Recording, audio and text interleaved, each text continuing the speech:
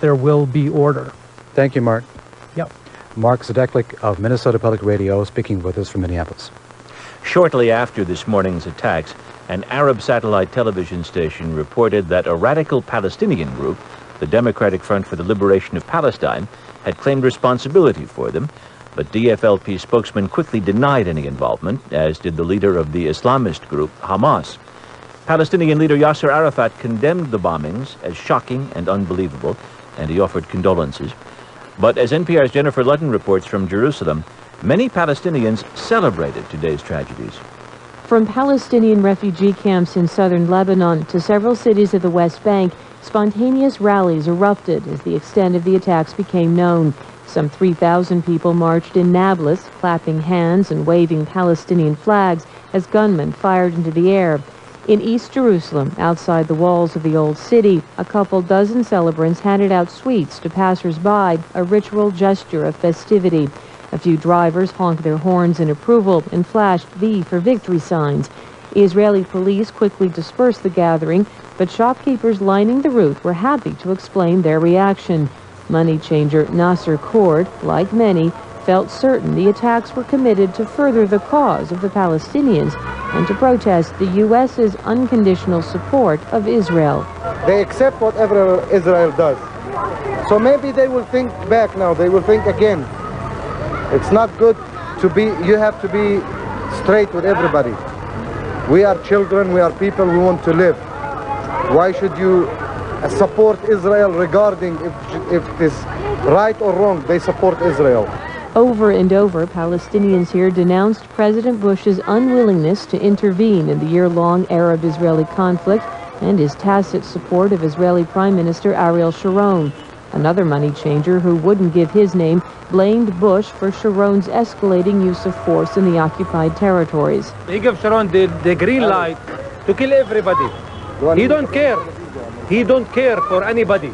I don't support these attacks on innocent human beings, he said, but let Americans now feel our suffering. Nasser Cord said Bush has a policy of war. This is what Bush wanted. This is what he gets. Israelis reacted to the attacks with shock and tightened security. Authorities announced that Tel Aviv's international airport would be closed to foreign airliners for at least 24 hours. Israeli diplomatic staff in the U.S. and several other locations were also stripped down to essential employees. One foreign ministry official said, "No one really understands this, who's behind it or what their aim is. We're waiting for it to become more clear." Jennifer Ludden, NPR News, Jerusalem. We'll be back in a moment with more coverage of today's attacks on New York and Washington, D.C. This is NPR.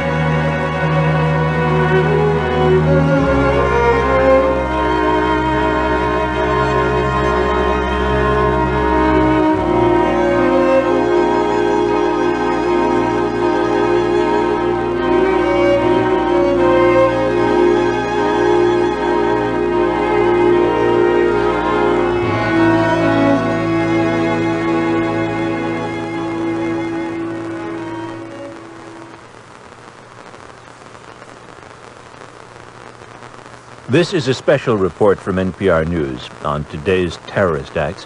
I'm Robert Siegel in New York. And in Washington, I'm Linda Wertheimer.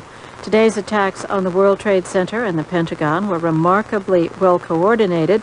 John Barachini runs the Washington office of the Monterey Institute of International Studies. Mr. Barachini, guys, no advance. Mr. Barachini, you've studied terrorist motivations and behavioral patterns. Does what we have seen today fit into some kind of pattern? It fits to a certain degree. What we see today is unprecedented in many ways. But based on